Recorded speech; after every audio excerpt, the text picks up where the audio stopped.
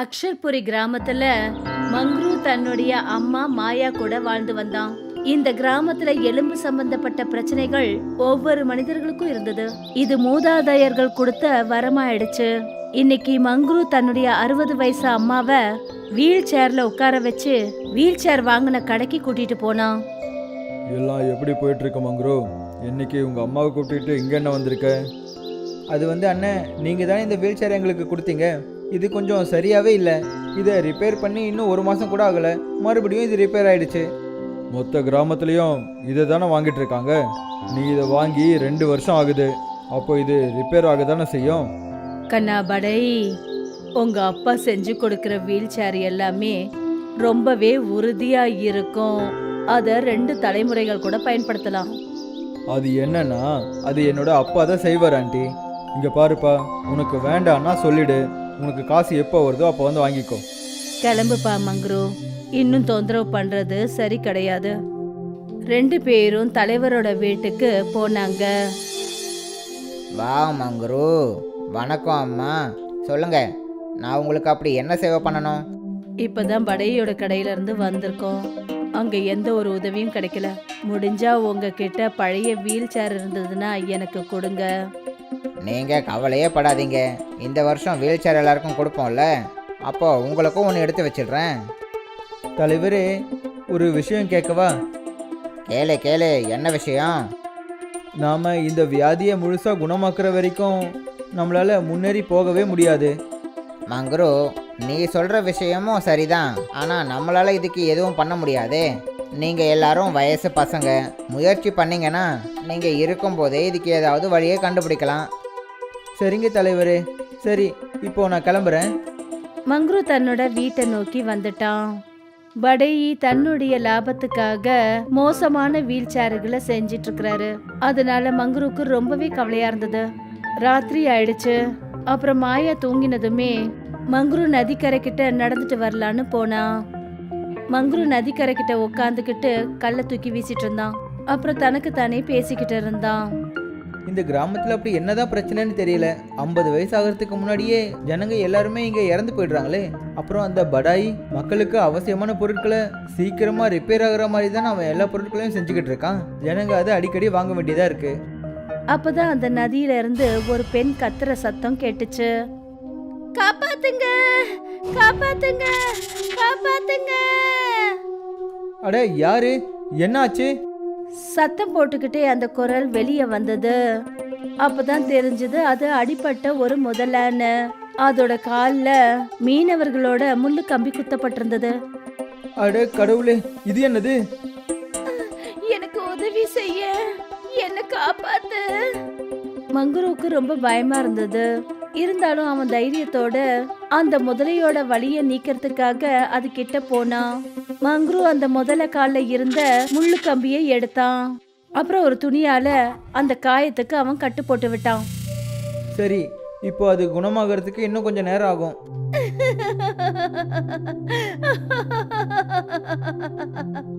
அப்பதான் அந்த முதல்ல ஒரு அழகான கடல் கன்னி ரூபத்துல அவனுக்கு முன்னாடி தோன்றினான். அப்புறம் மங்குரு கிட்ட சிரிச்சபடி என்ன சொன்னான்னா, நான் ஒரு கடல் தேவதை. என் மேல ஒரு பெரிய சாபம் இருந்தது. நான் என்னுடைய உருவ அகங்காரத்துல ஒரு முனிவரை ரொம்ப கொடூரமான வார்த்தையால பேசிட்டேன். அவரை அவமானப்படுத்தினேன். அப்பதான் அவர் எனக்கு ஒரு சாபம் கொடுத்தாரு. என்னுடைய முகம் முதல்ல மாதிரி பயங்கரமா மாறிடும்னாரு. அப்புறம் ஒரு தைரியமான நல்ல மனுஷன் வந்து என்னுடைய இந்த ரூபத்தை பார்த்து உதவி செஞ்சாருன்னா எனக்கு அந்த சாபத்திலிருந்து முக்தி கிடைக்கும்னு சொன்னாரு. தைரியம், பொறுமை, இரக்கம் எல்லாமே உனக்குள்ள இருக்கு. உன்னுடைய இந்த குணங்களை பார்த்து சந்தோஷப்பட்டு நீ என்கிட்ட வரம் கேட்கிற சந்தர்ப்பத்தை கொடுக்கற. எனக்காக எதுவும் வேண்டாம் தேவி. ஆனா நீங்க கொடுக்கணும்னு விருப்பப்பட்டா எங்க கிராமத்துல எலும்பால ஒரு சாபம் இருக்கு. அது போயிடுச்சுன்னா ரொம்ப நல்லா இருக்கும். தன்னலமற்றவனாவும் இருக்கிற. சரி, தத்தாஸ்து. உன் வீட்டுக்கு பக்கத்துல ஒரு கிணறு தோன்றும். அந்த கிணற்றுல பாலால செய்யப்பட்டது மட்டும்தான் உன்னோட விருப்பப்படி நீ எடுத்துக்கலாம். ஆனா அதனால எங்க கிராமத்துக்கு எப்படி உதவியா இருக்கும் தேவி? பால் ஏற்கனவே எலும்புகளுக்கு உறுதியை கொடுக்கும். ஆனா இந்த தெய்வீகமான பால், இத நீ குடிக்கலாம். இல்ல அதை எதையாவது செஞ்சு சாப்பிட்டாலோ அது கஷ்டங்கள் எல்லாத்தையும் வேரோட பிடுங்கி எரிஞ்சிடும். ஞாபகம் வச்சுக்கோ மங்குரு, உன்னுடைய குணங்களை பார்த்து தான் நான் இதை உனக்கு கொடுக்குறேன். இதை நீ உன்னுடைய விருப்பம் மூலமா தான் பயன்படுத்த முடியும். நான் இப்ப இங்கிருந்து புறப்படுறேன். நல்லதே நடக்கட்டும். மங்குரு ரொம்ப சந்தோஷத்தோட தன்னோட வீட்டுக்கு வந்தான். அங்க வந்து பார்க்கும்போது அங்க ஒரு கிணறு இருந்தது. அப்புறம் அதுக்குள்ள வெண்மையான பால் இருந்தது. கடல் கன்னி தேவி வாழ்க. மறுநாள் மங்குரு பஞ்சாயத்தை கூட்டினான். அப்புறம் அங்க எல்லாரும் மங்குரோட வீட்டு வாசல்ல நின்றுட்டு இருந்தாங்க. அங்க கிராமத்து ஜனங்களோட தலைவர் ஐயா படையி அப்புறம் சோம்நாத் மேஸ்திரியும் இருந்தாரு. உங்க எல்லாருக்கும் வணக்கம். நான் ஒரு முக்கியமான விஷயத்துக்காக தான் உங்களை இங்கே வர சொல்லியிருக்கேன். கேட்கறதுக்கே ரொம்ப முக்கியமான விஷயம்னு தோணுது. ஆனால் அந்த விஷயம் என்ன? நீ இவ்வளோ ஆர்வமாக சொல்கிற மாதிரி ஒரு நல்ல விஷயமா இருந்தா அது ரொம்ப நல்லா இருக்கும். என்னோட முக்கியமான டைமை இங்கே வேஸ்ட் பண்ணிகிட்டு இருக்கேன். ஆமாண்ணா, முக்கியமான விஷயந்தான். இங்கே ஒரு கிணறு தெரியுதுல்ல, ஒரு கடல் கண்ணி நம்ம கிராமத்தோட பிரச்சனைகளை புரிஞ்சுக்கிட்டு இந்த பால் கிணறை கொடுத்துருக்காங்க. என்னோட ஆசைப்படி யாரெல்லாம் இந்த கிணறுலேருந்து பால் பொருட்கள் எடுக்கிறாங்களோ அவங்களோட பிரச்சனைகளோடு சேர்த்து மொத்த கிராமத்தோட பிரச்சனைகளும் சரியாயிடுமா. அப்புறம் இந்த பரம்பரை நோய் எல்லாம் அழிஞ்சு போயிடுமா. விளையாடுறியா என்ன? இதுதான் முக்கியமான விஷயமா? இதுக்கு தான் எங்களை கூப்பிட்டியா? எனக்கு நல்லாவே தெரியும், வரோம் சாபம்ன்ற விஷயத்த நம்புறது கஷ்டம்தான். நீங்களே போயிட்டு அந்த கிணறுல இருக்கிற பாலை எடுத்து சாப்பிட்டு பாருங்களேன். மங்குரு சொன்னதை கேட்டு கிராமத்து ஜனங்க எல்லாரும் அந்த கிணத்தை எட்டி பார்த்தாங்க. அவன் சொன்ன மாதிரி அந்த கிணத்துல பால் இருந்தது. எல்லாரும் ரொம்ப பிரமிச்சு போனாங்க. அப்புறம் மங்குரு அதுல பக்கெட் மூலமா பாலை எடுத்து எல்லாருக்கும் கொடுத்தான். என்னோட வயசும் இப்போ அந்த ரேகாவை விட அதிகமாக இருந்துச்சு. என்னோட எலும்புகள்லாம் வலிக்க ஆரம்பிச்சுது. ஆனால் இந்த பாலை குடித்ததும் எனக்கு என்னவோ நல்லதாப்பா இருக்கு. ஆமாம் தலைவரே, நீங்கள் ரொம்ப சரியாக சொல்கிறீங்க. ஒருவேளை நம்ம மங்குரு சொல்கிறத கேட்டால் நம்மளோட இந்த பரம்பரை வியாதியிலேருந்து நம்ம தப்பிச்சிடலாம். சோம்நாத், அதனால தானே நான் உங்களை இங்கே கூப்பிட்டுருக்கேன். அப்புறம் நான் என்ன விரும்புகிறேன்னா, நம்ம எல்லாரும் சேர்ந்து எல்லா வீட்லேயும் இந்த பாலால் பன்னீரை உருவாக்கலாம். நான் ஆசைப்பட்டேன்னா இது பன்னீர் உருவத்திலேயே வெளியே வரும். அப்புறம் ஈஸியாகிடும். சரி மங்குரு. எல்லாரும் ரொம்ப சந்தோஷமா இருந்தாங்க. அப்புறம் மறுநாளே எல்லாரும் சேர்ந்து வீட்ல பன்னீர் செய்ய ஆரம்பிச்சாங்க. ஏதோ கிராமத்துக்கே ஒரு புது சந்தோஷம் கிடைச்ச மாதிரி தெரிஞ்சது. கிராமத்துல ஏதோ ஒருத்தருக்கு ஒருத்தர் ஒற்றுமையோட இருக்கிற மாதிரி தெரிஞ்சது. எல்லாருமே பார்க்க விரும்பினாங்க. அதாவது காலகாலமா தொடர்ந்துகிட்டு வர இந்த வியாதியோட முடிவு எப்படி ஆகும்னு, அப்புறம் அது எவ்வளவு நல்லதா இருக்கும்னு பார்க்க விரும்பினாங்க. மேஸ்திரியும் தலைவரும் மங்குரோட வீட்டுல உட்கார்ந்துருந்தாங்க. மாயா ஒரு கம்போட உதவியில நடந்து வந்துட்டு இருந்தாங்க. ஆனா இப்ப அவங்களால நடக்க முடிஞ்சது. இந்த 2 மாசத்துல எவ்வளோ முன்னேற்றம் வந்திருக்குன்னு என்னால் சொல்லவே முடியல. ஆமாம் தலைவரே, எல்லாம் சரியாக நடந்தா இன்னும் 2 வருஷத்தில் இந்த பிரச்சனை ஒட்டுமொத்தமாக போயிடுமே. அப்புறம் நம்மளோட வருங்கால சந்ததிகளுக்கு எந்த ஒரு பிரச்சனையுமே இருக்காது. ஆனால் ஒரு விஷயத்தை ஞாபகம் வச்சுக்கோங்க, அந்த படாய் இருக்கானே, அவன் என்னை மிரட்டிக்கிட்டே இருக்கான். இந்த கிராமத்துக்கு நான் உதவி பண்ணக்கூடாதுன்னு சொல்லிட்டு இருக்கான். சின்ன வயசு ஃப்ரெண்டுன்னு வாக்கு கொடுத்தேன், ஆனால் அதை செய்யாததுனால அவன் என்னையே அழிச்சிடுவேன்னு மிரட்டிட்டு இருக்கான். இது கவலைப்பட வேண்டிய விஷயமாச்சே. ஆனால் அவன் எதுக்காக அப்படி பண்ணிட்டு இருக்கான் தலைவரே? நீ ஒரு அப்பாவி மங்குரு, அதனால தான் உனக்கு புரிய மாட்டேங்குது. ஒருவேளை எல்லாரோட குறைகளும் சரியாயிடுச்சுன்னா அப்புறம் அவனோட வியாபாரம் படுத்துடும்ல. மங்குரு ஏதோ யோசிக்க ஆரம்பிச்சான். ஆனா அதுக்கு அவன் எந்த பதிலும் சொல்லல. நீ என்ன எதுவும் பேச மாட்டேற மங்குரு? ஒருவேளை ஏதாவது விஷயம் இருந்தா எங்க கிட்ட சொல்லிட்டு நீ நிம்மதியாரு. இல்லை, நாம் எதுவும் பண்ண வேண்டிய அவசியம் இல்லைன்னு நினைக்கிறேன். ஆனால் ஏன் அப்படி? ஒருவேளை உண்மையாகவே படை ஏதாவது செய்யறதுக்கு முயற்சி பண்ணான்னா அப்போ அது உங்களுக்கே புரிஞ்சிடும். நான் படை மேலே இப்போவும் நம்பிக்கை வைக்கணும்னு நினைக்கிறேன். ஒருவேளை ஏதாவது தப்பு நடந்தா அதனால கிராமத்துக்கு எந்த பிரச்சனையுமே வராது. சரி, நீ சொல்ற மாதிரியே நடக்கட்டும் மங்குரு. எல்லாரும் அவங்கவுங்க வீட்டுக்கு போயிட்டாங்க. அப்புறம் மங்குரு கிராமத்துல எல்லாருக்கும் பால் கொடுக்க போயிட்டான். இப்படி கொஞ்ச நேரத்துல சாயந்தரம் ஆயிடுச்சு. படை அந்த கிணத்துக்கிட்ட ஒரு பக்கெட்ல ஏதோ எடுத்துட்டு வந்தாரு. தனக்கு தானே பேசிக்கிட்டு இருந்தாரு. என்னோட வியாபாரத்தையே அழிக்கிறதுக்கு பெருசா வந்துட்டாங்க. கிராமத்துக்கு தலைவராகணும்னு பெருசா ஆசைப்பட்டல. இந்த எல்லா கெமிக்கலையும் இதுல போட்டு இந்த மொத்த பாலையும் நான் அழிக்க போறேன். அப்புறம் பாக்குறேன்.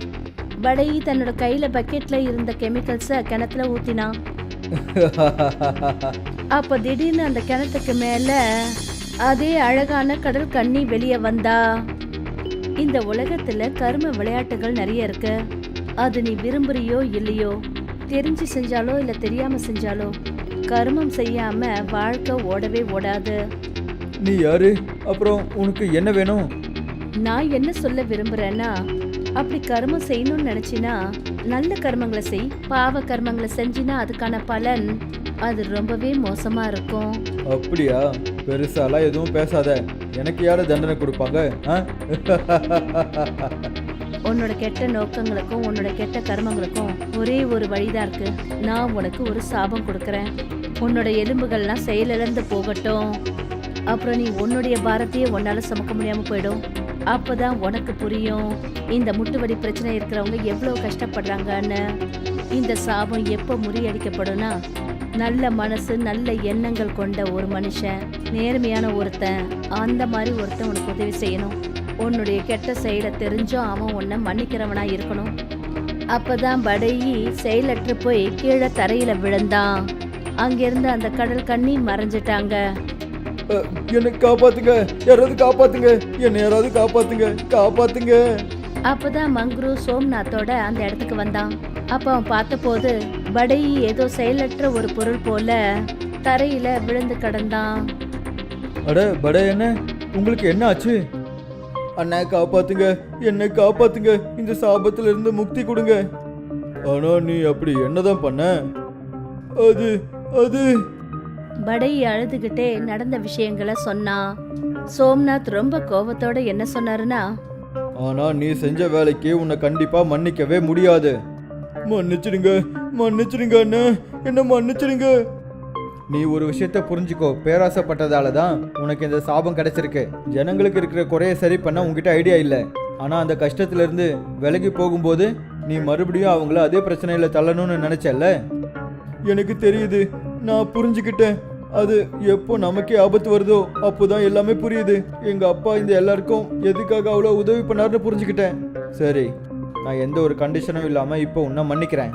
உனக்கு உள்ள இருக்கிற மனுஷன் இனிமே ஒழுங்கா இருப்பான்னு நான் நம்புறேன். அப்பதான் படையி குணமானா.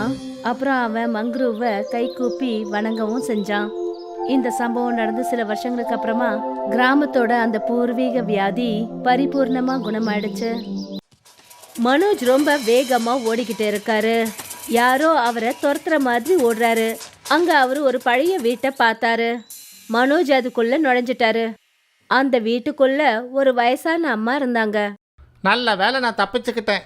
இன்னைக்கு மட்டும் மாட்டியிருந்தேன், பெரிய நஷ்டம் ஏற்பட்டு இருக்கும். எவ்வளோ நாளைக்கு தான் இந்த மாதிரி ஓடிக்கிட்டு இருக்க போற? அப்புறம் இப்படி ஓடிக்கிட்டே எங்க போய் நிப்ப? இன்னைக்கு இல்லை என்னைக்காவது ஒரு நாள் இதுக்கான அபராதத்தை கட்டித்தான் ஆகணும். இன்னும் எத்தனை நாளைக்கு தான் இந்த திருட்டுத்தனத்தை பண்ணுவ? எங்க சொல்லு. அந்த வயசான அம்மா புரிஞ்சுக்கிட்டாங்க மனோஜ் ஒரு திருடன்னு. அந்த வயசான அம்மா அவங்கிட்ட கேட்டாங்க, எதுக்காக திருடுற? திருடுறதுக்கு காரணம் என்ன? ஆசையா இல்ல கட்டாயமா? ஆசைப்பட்டெல்லாம் ஒன்றும் திருடலம்மா, இது என்னுடைய கட்டாயம். எனக்கு 10 வயசு பொண்ணு இருக்கா. அவ ரொம்பவே உடம்பு முடியாம இருக்கா. அப்புறம் கிராமத்துல மருந்து வேலையெல்லாம் அதிகமா இருக்கு. அதனால இது தவிர எனக்கு எந்த வழியும் தெரியல. அதான் இப்படி திருடுறேன். அம்மா, என் பொண்ணு சிவானிய தவிர எனக்குன்னு இந்த உலகத்துல யாருமே இல்லை. அவளுக்காக நான் என்ன வேணும்னாலும் பண்ணுவேன். நான் ரொம்ப நல்லா மேகி சமைப்பேன். உனக்கு ரொம்ப பசிக்குது இல்லையா? ஆமா அம்மா, எனக்கு ரொம்ப பசிக்குது. அந்த வயசான அம்மா மனோஜுக்கு தன்னோட கையால மேகி செஞ்சு கொடுத்தாங்க. ஆரம்பத்துல என்ன பண்ணிட்டு இருந்ததா அந்த மனோஜ் கிட்ட கேட்டாங்க. ஆரம்பத்தில் நான் கிராமத்தில் மில்க் ஷேக் செஞ்சு விற்பேன். ஆனால் அந்த வியாபாரமும் இப்போ நின்று போச்சு. அதனால என் குழந்தைக்காக நான் திருட ஆரம்பிச்சிட்டேன். அந்த வயசான அம்மா அவங்கிட்ட சொன்னாங்க, நான் உனக்கு உதவி செய்யறேன். ஆனா நீ என்ன பண்ற? இந்த திருட்டை விட்டாகணும். அப்புறம் நீ யார்கிட்டலாம் திருடினியோ அவங்க கிட்டலாம் போய் அந்த பணத்தை நீ திருப்பி கொடுத்துட்டு வரணும். அப்பா, எனக்கு உதவி பண்ணுங்க. நான் உங்களுக்கு நிச்சயமா நன்றி கடன் பட்டிருப்பேன். நீ உன்னுடைய வேலைய இடது கையில செய்வியா இல்ல வலது கையில செய்வியா? அம்மா, நான் என்னுடைய வலது கையில தான் செய்வேன். அப்படின்னா சரி. அந்த வயசான அம்மா ஒரு ஸ்பூனை மனோஜ் கிட்ட கொடுத்தாங்க. அது ஒன்றும் சாதாரண ஸ்பூன் கிடையாது. அது ஒரு மாய ஸ்பூன். இது ஒரு மாய ஸ்பூனு. இன்னையிலேருந்து நீ உன்னுடைய புது வேலையை ஆரம்பியே. என்னோட வீட்டில இருந்து மேகி எடுத்துட்டு போ. மேகி மில்க் ஷேக் பண்றதுக்கு ஆரம்பியே. அப்புறம் ஞாபகம் வச்சுக்கோ, இந்த கரண்டிய எப்பவும் உன்னுடைய வலது கையில பயன்படுத்து. சரிங்க அம்மா, உங்களுக்கு ரொம்ப ரொம்ப நன்றி. மனோஜ் அந்த கரண்டியையும் மேகியும் வாங்கிக்கிட்டு வீட்டுக்கு போனான். வீட்டில் அவருடைய பொண்ணு சிவானி ரொம்ப உடம்பு முடியாம இருந்தா. சிவானிய பார்த்துட்டு மனோஜ் அந்த பொண்ணுகிட்ட சொன்னான், இனிமே நீ எதுக்கும் கவலைப்பட வேண்டிய அவசியம் இல்லை. உன்னுடைய அப்பா எல்லாத்தையும் சரி பண்ணிடுவாரு. அப்பா எனக்கு என்னப்பா ஆச்சு? நான் ஏன் இன்னும் குணமாகவே இல்லை? நீ சீக்கிரத்தில் குணமாயிடுவ. நான் நாளையிலிருந்து மேகி விற்க போகிறேன். அண்ணா அப்பா, உங்களுக்கு மேகி சமைக்க தெரியுமா? இல்லடா அம்மா, நான் நாளைக்கு தான் போய் அதை பார்க்கணும். ஒரு நல்ல அம்மா என்னை மேகி மில்க் ஷேக் விற்க சொல்லி சொன்னாங்க. நாளையிலிருந்து நான் மேகி மில்க் ஷேக் விற்க ஆரம்பிச்சிடுவேன். மறுநாள் மனோஜ் தன்னுடைய வண்டி கடையில் போய் நின்னான். அந்த வயசான பாட்டியம்மா கொடுத்த கரண்டியை வச்சு மேகியை கிளற ஆரம்பிச்சான். அவன் மேகி மில்க் ஷேக் பண்ணிட்டு இருக்கும்போது அந்த வழியில ஒரு ஆள் போய்கிட்டு இருந்தாரு. மறுபடியும் மில்க் ஷேக் வியாபாரம் ஆரம்பிச்சிட்டியா? மில்க் ஷேக் தான் இந்த கிராமத்தில் வியாபாரம் ஆக மாட்டேங்குதே. அப்புறமும் நீ எதுக்காக இந்த வியாபாரம் பண்ற? இது வெறும் மில்க் ஷேக் மட்டும் இல்ல, இது Maggi milk shake. Maggi milk ஷேக்கா? எங்க ஒன்று கொடு, நானும் தான் சாப்பிட்டு பார்க்கறேன். நீ செய்யற மில்க் ஷேக் இந்த கிராமத்தில் எப்படி இருக்குன்னு. இதை கொடுக்கறேன். மனோஜ் அந்த ஆளுக்கு ஒரு பிளேட் மேகி மில்க் ஷேக் கொடுத்தாரு. அவர் அதை சாப்பிட்ட அடுத்த நிமிஷமே அவரோட வாயிலிருந்து வந்த முதல் வார்த்தை, வாவ் மனோஜ் அண்ணா, சூப்பரு, இது ரொம்ப சுவையா இருக்கு. இதை சாப்பிட்டாலே மனசுக்கு ஒரு நிம்மதி கிடைச்ச மாதிரி இருக்கு. எங்க இன்னொரு பிளேட் பண்ணி கொடுப்பா. சரிங்க, இதை கொடுக்கறேன். அதுக்கப்புறம் கொஞ்சம் கொஞ்சமா மனோஜோட மேகி மில்க் ஷேக் நல்லபடியா வியாபாரமாச்சு. மனோஜ் திருடினவங்க கிட்டலாம் அவங்க பணத்தை திருப்பி கொடுத்தாரு. இப்போ ஜமீன்தாரோட பணத்தை தான் கொடுக்க வேண்டி பாக்கி இருந்தது. மனோஜ் ஜமீன்தாரோட வீட்டுக்கு போனாரு. அவர்கிட்ட என்ன சொன்னாருன்னா, ஜமீன்தார் ஐயா, தயவு செஞ்சு என்னை மன்னிச்சிருங்க.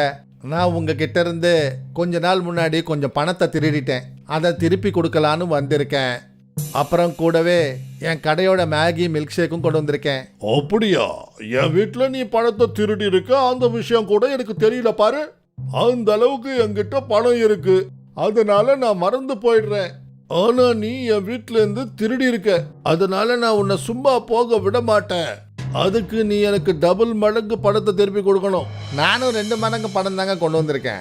நான் யார் யார் வீட்டில் பணத்தை திருடினோ அவங்க எல்லாருக்கும் 2 மடங்கு பணத்தை தான் திருப்பி கொடுக்குறேன். அப்புறம் கூடவே என்னுடைய மேகி மில்க் ஷேக்கையும் கொடுக்குறேன். மனோஜ் ஜமீன்தார் கிட்ட அவர்கிட்ட எடுத்த பணத்தை திருப்பி கொடுத்தாரு. ஜமீன்தாருக்கு ஒரே ஆச்சரியமா ஆயிடுச்சு. இந்த மனோஜ் கிட்ட இவ்ளோ பணம் எங்கேருந்து வந்துச்சுன்னு. திருடின பணத்துக்கு 2 மடங்கு திருப்பி கொடுக்கறானேன்னு பார்த்தாரு. ஜமீன்தார் தன்னுடைய எடுபடி குல்லுவை கூப்பிட்டாரு. ஏய் குல்லு, இந்த கிராமத்து திருட மனோஜ் திடீர்னு எப்படி இவ்வளோ பெரிய பணக்காரன் ஆயிட்டான்? யாரு வீட்டுல அந்த அளவுக்கு கொள்ளை அடிச்சிருக்கான் இவன்? கொள்ளை அடிக்கல ஐயா, அவரு வியாபாரம் ஆரம்பிச்சிருக்காரு. மேகி மில்க் ஷேக் வியாபாரம் இந்த கிராமத்திலேயே பிரபலமாயிடுச்சு. நான் என்ன கேள்விப்பட்டேன்னா, அவருடைய மேகி மில்க் ஷேக்கை சாப்பிட்ட உடனே மனசுக்கு ஒரு விதமான நிம்மதி கிடைக்குது. அப்படியா? எங்க நானும் கொஞ்சம் சாப்பிட்டு பார்க்கறேன் இந்த மேகி மில்க் ஷேக்க. ஜமீன்தார் அந்த மேகி மில்க் ஷேக்கை டேஸ்ட் பண்ணி பார்த்தாரு. அடேங்கப்பா, இந்த மேகி மில்க் ஷேக் இவ்வளோ சுவையா இருக்கு. இப்போ விஷயம் புரியுது, அந்த மனோஜுக்கு இவ்வளோ பணம் எப்படி வந்ததுன்னு. முதலாளி, சரி இப்ப நீங்க எதை பத்தி யோசிக்கிறீங்க? நிச்சயமா ஏதாவது ஒரு ரகசியம் இருக்கணும்ல. இந்த அளவுக்கு சுவையான மேகி மில்க் ஷேக்க பண்றானே. போ குல்லு, போய் என்னன்னு பார்த்துட்டு வா, என்ன ரகசியம்னு. குல்லு மறுநாளே மனோஜோட கடைக்கு போனான். அது எதுக்காகன்னா, மனோஜ் எப்படி மில்க் ஷேக்கை பண்றாருன்னு பார்க்கறதுக்காக போனான்.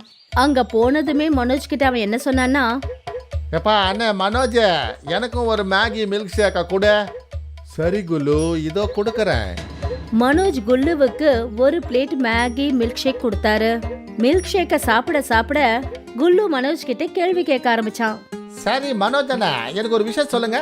நீங்க இவ்வளவு சுவையான மேகி மில்க் ஷேக்கை பண்றீங்களே, இதுக்கான ரகசியம் என்னப்பா? அதோட ரகசியம் இந்த கரண்டி. இந்த கரண்டி மந்திர கரண்டி. இதால சமைச்சா எல்லாமே சுவையாயிடும். அப்படி இந்த கரண்டில என்னதான்பா இருக்கு? மனோஜ் குல்லு கிட்ட தன்னோட பொண்ணு கதையில இருந்து அந்த வயசான அம்மாவை பத்தின வரைக்கும் எல்லா கதையும் சொன்னாரு. அப்புறம் குல்லு எல்லா விஷயத்தையும் தெரிஞ்சுக்கிட்டு ஜமீன்தார் கிட்ட நேரா போய் சொல்லிட்டான். ஓ, இதுதான் அந்த விஷயமா? குல்லு, எனக்கு அந்த கரண்டி வேணும். நானும் சொந்தமா மேகி மில்க் ஷேக் வியாபாரம் பண்ணலாம்னு நினைக்கிறேன். சரிங்க முதலாளி, இதுக்கு மேல நீங்க என்ன பண்ணணும்னு நினைக்கிறீங்க? நாம அவனுடைய கடைக்கு போய் அவனுடைய கரண்டிய திருடிடுவோம். திருட வீட்லயே திருட்டா? நல்லா இருக்கு முதலாளி, நீங்க பெரிய திருடனா இருக்கீங்க. வாயமுடு, ராத்திரி ஆனதும் என் கூட நீ வா. ராத்திரி ஆனதுமே ஜமீன்தாரும் குல்லுவும் 2 பேரும் சேர்ந்து மனோஜோட கடைக்குள்ள நுழைஞ்சிட்டாங்க. அந்த கரண்டிய தேட ஆரம்பிச்சாங்க. அப்பதான் குல்லுவுக்கு அந்த கரண்டி கண்ணில் பட்டது. முதலாளி, இங்க பாருங்க, அந்த மந்திர கரண்டி இங்க தான் இருக்கு. அப்புறம் என்னடா பார்த்துன்னுகிற முட்டாளு, எடுத்துட்டு வாடா. மறுநாள் காலையில மனோஜ் தன்னுடைய கடைக்கு வந்தபோது அங்க பார்த்தபோது அவருடைய அந்த கரண்டி அங்க இல்லவே இல்லை. அவர் எல்லா இடத்துலயும் அவருடைய கரண்டியை தேடினாரு. ஆனா அவருக்கு அந்த கரண்டி எங்கேயுமே கிடைக்கல. இன்னைக்கு முதல் முறையா அவருடைய பொண்ணு அவர் கூட கடை வரைக்கும் நடந்து வந்தா. அம்மாடி, அந்த கரண்டியை நான் இங்க தான்மா வச்சிருந்தேன். ஆனா என் கண்ணுக்கு அந்த கரண்டி எங்கேயுமே தெரியலம்மா. பரவாயில்ல, இருக்கட்டும்பா. நான் தான் முழுமையா நல்லபடியா குணமாயிட்டேனே. இனிமே நம்ம 2 பேரும் கஷ்டப்பட்டு உழைச்சு நல்லா சம்பாதிக்கலாம்ப்பா. அந்த கடவுள் கொடுத்தாரு, அவரே எடுத்துக்கிட்டாரு. இது அந்த கடவுளோட அற்புதமா தான் இருக்கும். அப்புறம் இன்னொரு பக்கம் ஜமீன்தாரும் குல்லுவும் 2 பேரும் சேர்ந்து சொந்தமா மேகி மில்க் ஷேக் கடை போட்டு இருந்தாங்க. ஆனா இவங்கள ஒரு விஷயம் வித்தியாசமா இருந்தது. ஜமீன்தாரும் குல்லுவும் அவங்களோட இடது கையால தான் அவங்க வேலைய செய்வாங்க. அந்த வயசான அம்மா மனோஜ் கிட்ட கரண்டியை கொடுக்கும்போது என்ன சொன்னாங்கன்னா, நல்ல வேலை நீ வலது கையால உன்னோட வேலைகளை செய்யற. அப்படி இடது கையில நீ வேலை செஞ்சேன்னு வச்சுக்க, இந்த கரண்டி தலைகீழா வேலையை செய்ய ஆரம்பிச்சிடும். ஒரு பெண் அந்த வழியா வந்துட்டு இருந்தா. அப்புறம் ஜமீன்தாரோட மேகி மில்க் ஷேக் கடையை பார்த்துட்டு அங்க போய் நின்னா.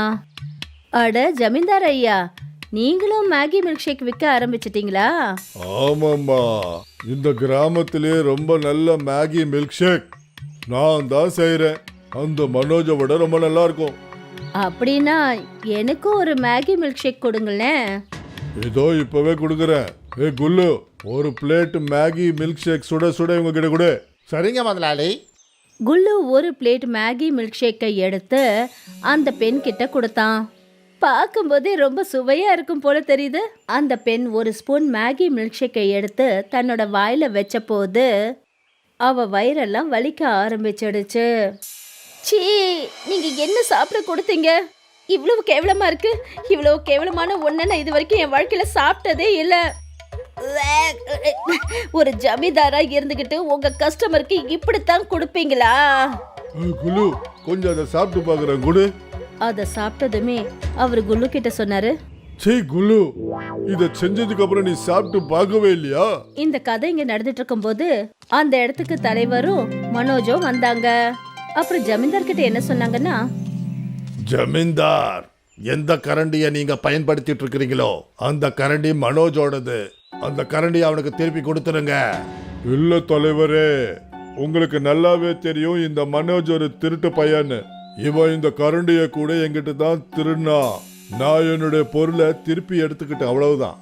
போய் ரொம்ப தெளிவா போய் சொல்றீங்க. ஏன்னா இந்த கரண்டி என்னுடைய முன்னோர்களது. இத என்னுடைய அம்மா மனோஜுக்கு கொடுத்துருக்காங்க. அந்த வயசான அம்மா தலைவரோட அம்மா. அப்புறம் ராத்திரி நேரத்துல தலைவர் தன்னோட கிராமத்து வேலையை முடிச்சிட்டு லேட்டா வீட்டுக்கு போயிட்டு இருந்தாரு. அப்பதான் அவரு ஜமீன்தாரையும் குல்லுவையும் மனோஜோட கடையில இருந்து வெளியே போறத அவர் கவனிச்சாரு. ஐயோ, நான் எதையுமே செய்யல தலைவரையா.